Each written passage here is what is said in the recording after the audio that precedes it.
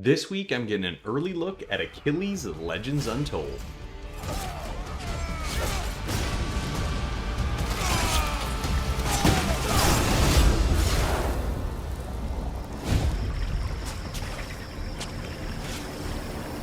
This week, I got to take an early look at Achilles Legends Untold from Darkpoint Games over on Steam. Let me tell you, this is an isometric, Souls-like / Diablo hack and slash game that honestly I have been really enjoying. We're only getting a first little bit of the game here, probably maybe the first 20% of the game. Outside of that, they're still kind of developing the rest of it, but what we've been given as an offering so far, especially for early access, I thought they've done a really good job. The graphics were solid. I didn't have any kind of graphical glitches as I played. I thought, it weren't maybe the best graphics in the world, but they definitely suited the world we were in, and it really kind of immersed you into this story about Achilles. And that's kind of where we start here. We jump off the boat onto the beaches of Troy, and this is kind of how the tutorial kind of works its way in. I was playing on controller, and I thought the layout of the controls was really well done.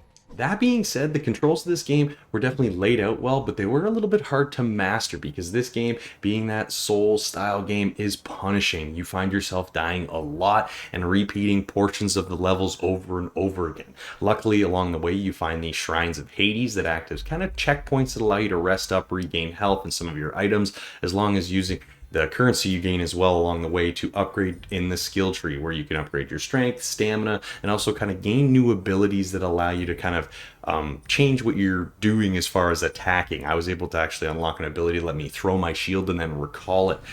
So that was kind of good for hitting enemies at range and then kind of moving in and attacking from there. So there are some definitely cool abilities that you're going to get to unlock along the way with this one. But again, like I said, it is punishing. So when you die, whatever you're carrying other than your health potions and a couple other potions, you lose. So you need to be able to make sure that if you're collecting things that you really want to keep, you're going back to those shrines, or you're finding the next one along the way. It is difficult at times, and this is kind of where the frustration boils over for me at points, but honestly, this is a mechanic that worked really well in this game. Now, with every little bit of frustration that this game did bring out in me when I died multiple times, there was a level of satisfaction when you did defeat those kind of mini bosses and the big bosses, because these are encounters that you run into quite often actually between these worlds. I only got to preview the first kind of chapter of the story here. There is going to be 5 total, and there's going to be multiple game modes. You can actually play the dungeons with multiple players. In this early access, you can actually play the dungeons with 2 players. They have announced for the full version of the game, you'll actually be able to go in with 4 players total, which I think would be a ton of fun, especially if you could do it locally. Online, obviously, would be great fun as well, but being able to play games like this locally when everybody's on the same screen, just kind of hacking and slashing, it's always a ton of fun. But honestly, the boss battles here were the highlight for me. I found them very difficult. I definitely had to play them multiple times, but the satisfaction of actually beating that boss and moving the story forward was more than enough for all those times that I died. It kind of wiped that frustration right out of there. So there was a level of difficulty there that I did enjoy. I really like the challenge they throw, and the fact that the AI does kind of learn your movements and the way you kind of play through makes it a little bit more difficult. Like I said, the longer these battles go, the harder they become. So definitely the boss battles probably have to be my highlight of this preview so far.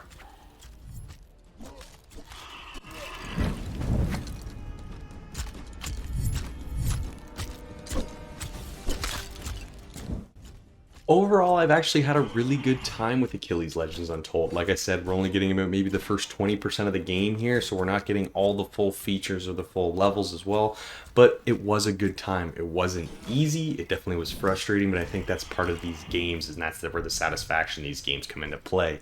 We haven't got an announcement on price yet of what we're going to be spending for this, so that will be dependent on whether or not we'd score this one higher, but right now, because this is an early access, I can tell you guys this is definitely one I recommend to keep your eye on, because I think honestly once this one gets launched, this game's gonna have some serious potential.